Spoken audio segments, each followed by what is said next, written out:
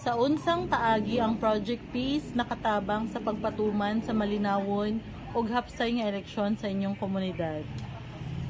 I am Jared Lucadulco, a student and president of Naval. Para sa ako, ako yun ang naitabang sa Project Peace kay bisag ako palang daan nakamatngon ko na kami sa akong mga barkada namili gid mga kandidato nga makatabang sa mga youth ug sa ato komunidad. Wala na kami pamataka og lang og botar. Amo gyud giayo pagtimbang-timbang kung kinsa ang nay responsibilidad nga makatabang sa komunidad base sa ilang mga plataporma. Pasalamat gid ko sa dako nga Project Peace kay ila kaming gi-paralyze banga kami nag next generation ang mopili sa mga sunod na mga leaders. So dapat sa amo palang daan we should abide laws na gyud. Kay delikado kung sa amo palang daan mali na ang gisunod. Kay nagkaganit-kanit baya na maipasa sa sunod nga henerasyon ang mali nga binuhatan, which is wrong. So karon palang daan baguhon na gyud. Tapos ako tan-aw naagi impact ang peace project kay hapsay or walay samok ang eleksyon. Walay mga insidente nga makadaot sa integridad sa eleksyon. Syempre magpasalamat gyud ta sa atong gobyerno ug mga kapulisan nga pirmi magtrabaho para sa kalinaw sa komunidad. Salamat sa Project Peace, especially sa School of Criminal Justice Education, sa BPPO ug LGU Naval nga nag-organize ug nag-implement sila sa project kay maayo na gyud ang result ani.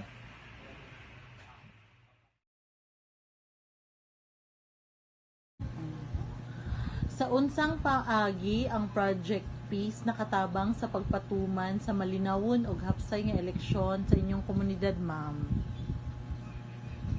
Ako di ay si Salem Katigbi, usa ka barangay kagawad sa lungsod sa Nabal, Biliran. Usa ko sa naka-attend sa mga activities sa Project Peace.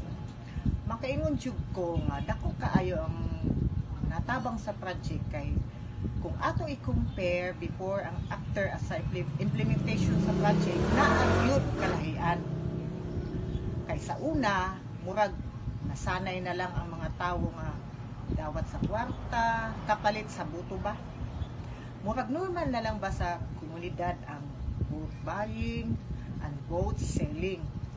Magkinumpirahay sa kinsa ang dako hatag nga sa mga kandidato. Ang pikas ba o ang tugbang nga partido. Pero sa dihang naka-attend kami sa Project Peace, labi na ang mga saysay sa mga research speakers, nakamatngon yun kami.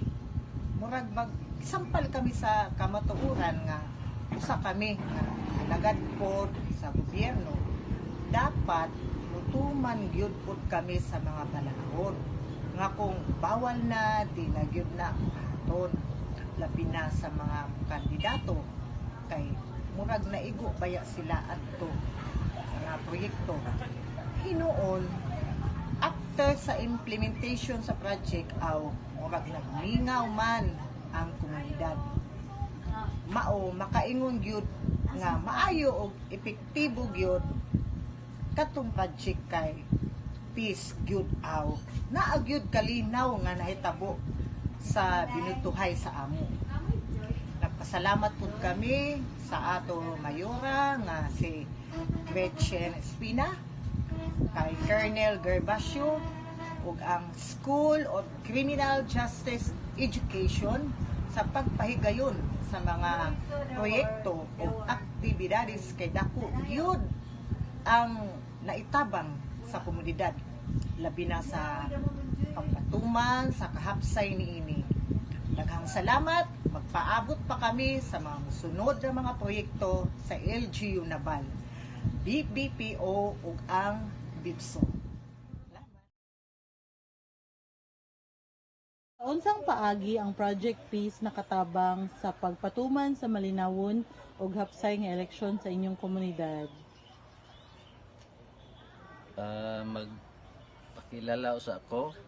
Ako si Archie Murata, usa ka barangay tanod o barangay pulis sa lungsod sa Nabal. Kung ako ang pangutan-on, kung naabay kabag-uhan sa dihang na-implementar ang Project Peace o makaingon ko nga ako ang kabag-uhan ngano una hapsay og malinawon nga ang eleksyon nga nag-agi as a barangay police chief, security officer or chief tanod kay magpatrolya man gyud kami permi bisan pa wala ang eleksyon una permanente gyud na nga amo trabaho kay kadtong wala pa ang project peace gi-implementar perting si awa ang uban mo pa sige pangutana kung kanusa manghatag ang mga kandidato makatawa na lang mi kay murag mag-atang man gyud ang mga tao sa ila balay kung kinsa ang mutok-tok para manghatag sa ila pero sukad nga naka participate kami sa project uwaw mi kayo kay wala gyud mi tingog sa dihang sige na saysay ang mga resource speakers katong si Attorney Mansanis